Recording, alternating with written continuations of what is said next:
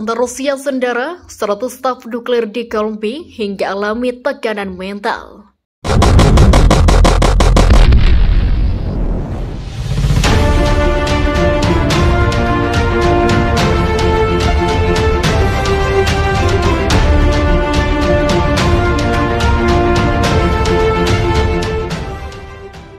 Rusia, staf pembangkit nuklir Ukraina dikabarkan telah disandera tentara Rusia. Dilansir tribunnews.com, hal ini menjadi peringatan berbahaya karena para staf telah berhabisan makanan dan bahan bakar pabrik juga habis. Kabar itu disampaikan Wali Kota Seoul. Melansir Daily Mail, Wali Kota mengeluarkan permohonan putus asa setelah 100 staf pabrik disandera oleh tentara Rusia.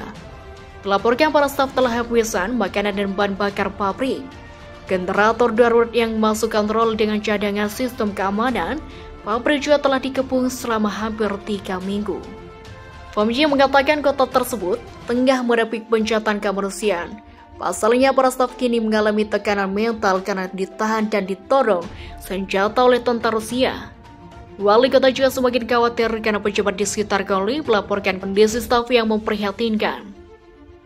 Yang mengatakan para staf berada di puncak kelelahan karena bekerja sepanjang waktu demi keselamatan publik. Formi berujar kota sih memang dibangun khusus untuk para pekerja setelah berencana kontaminasi nuklir pada 1986 silam. Kota tersebut dihuni sekitar 20.000 orang. Pada hari pertama invasi kota itu dikuasai militer Rusia yang melintasi perbatasan Belarus di dekatnya. Merdeka, mereka melakukan jembatan yang menjadi akses utama warga. Fahmi menggambarkan bahwa pemasukan listrik yang berkurang memaksa warga untuk memasak di atas api terbuka di halaman rumah. Pihak Ukraina kemudian memulihkan kembali listrik di daerah setelah 5 hari mati. Wali kota mengatakan bahwa jika listrik padam, semua sistem keselamatan didukung dan generator yang juga kehabisan bahan bakar. Pasukan militer Vladimir Putin telah menjerumuskan pembangkit listrik terengah ke-8. Hal itu memicu kekhawatiran akan bencana radiasi baru, di mana pasukan Rusia telah memutuskan pembangkit listrik tenaga nuklir dari jaringan nasional setelah pejabat Ukraina mengeluarkan peringatan tingkat. Ukraina mengatakan pembangkit yang telah direbut oleh pasukan Rusia sekarang tidak memiliki pasukan listrik.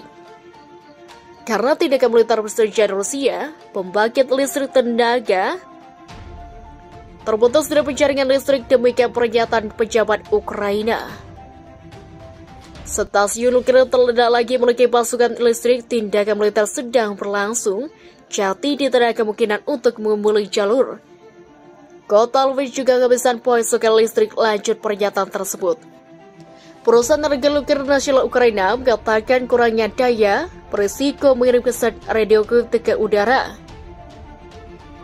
Menteri Energi Ukraina Herman mengatakan bahwa pihaknya berwenang Ukraina tidak mengetahui tingkat radiasi pembangkit listrik tenaga nuklir Kolombi karena mereka belum mendengar tentang apa yang terjadi di sana sejak direbut oleh pasukan Rusia. Dia mengatakan Ukraina juga tidak memiliki kendali di pembangkit listrik tenaga nuklir, yang diduduki karena dikatakan 400 tentara Rusia ditembakkan di lokasi. Luskenko juga mengatakan bahwa tanpa listrik tidak mungkin untuk memastikan pendinginan bahan bakar nuklir bekas. Ia menambahkan suhu di kolam penampungan akan meningkat, pelepasan zat radioaktif ke lingkungan dapat terjadi. Berita ini muncul setelah proses Rusia diperingatkan agar tidak menargetkan reaktor nuklir karena mereka khawatir hal itu dapat memicu kebencanaan nuklir lain. Pekan lalu, pasukan Rusia dituduh menembakkan roket balistik Ukraina lain yang menepung rekor nuklir maupun meskipun telah diperingatkan akan berencana yang dapat ditimbulkan.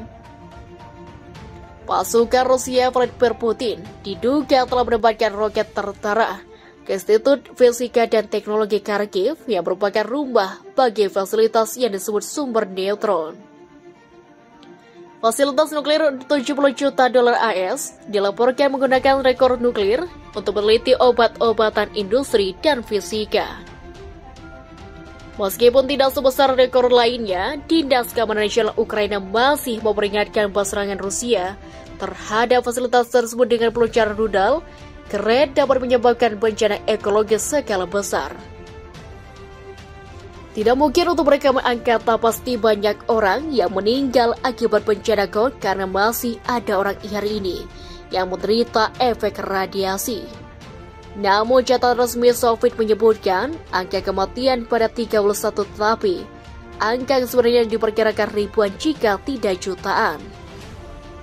Ledakan pembangkit nuklir di Ukraina yang merupakan bagian Uni Soviet langsung menewaskan 2 orang. Dalam beberapa hari berikutnya, 144 prajurit dirawat di rumah sakit. 28 diantaranya meninggal akibat keracunan radiasi akut. Kini, setelah Rusia menguasai Kharkov, muncul tuduhan lain bahwa Ukraina dan Amerika sedang membangun senjata biologis. Kementerian Pertahanan Rusia menuduh Amerika Serikat telah menutupi Ukraina dengan jaringan laboratorium biologi yang terhubung dengan Pentagon. Daftar mitra untuk laboratorium ini termasuk Badan Pengurangan Ancaman Pertahanan atau DETRA, Pentagon, Institut Peneliti Angkatan Darat Walter Reed atau WIRE, fasilitas peneliti improvis terbesar diproduksikan oleh manajemen militer AS. Setelah pasukan Rusia mulai melakukan operasi militer di Ukraina pada 24 Februari, laboratorium itu dikatakan bergegas untuk meluncurkan Pentagon yang mereka pelajari. Krylov menambahkan bahwa Moskow telah memperoleh dokumen yang berkaitan dengan proses ini. Dokumen tersebut menunjukkan bahwa laboratorium memperlajari infeksi berbahaya seperti antraks dan pes. Keberadaan jumlah besar di agen biologis menunjukkan bahwa laboratorium itu terlibat dalam beberapa program biologi militer, tambah Jenderal Verkov. Jadi, jika bukti-bukti ini jatuh ke tangan para ahli Rusia, kami akan dapat membuktikan bahwa Ukraina dan Amerika Serikat melanggar konvensi senjata biologis, kata Krylov. Itulah satu-satunya alasan mengapa mereka harus terburu-buru menghancurkan bukti, betul katanya. Sebagai tanggapan, Kiev membantah mengembangkan senjata biologis, sementara Washington belum mengomentari klaim militer Rusia. Moskow telah berulang kali memperingatkan tentang kegiatan laboratorium biologi yang didanai AS yang berlokasi di negara-negara bekas Uni Soviet. Rusia menuduh pasukan militer luar laboratorium yang didanai AS juga menjawab sejumlah benda berbahaya. Pada saat itu Pentagon membantah tuduhan itu, menyebutnya sebagai kampanye disinformasi Rusia, betul katanya.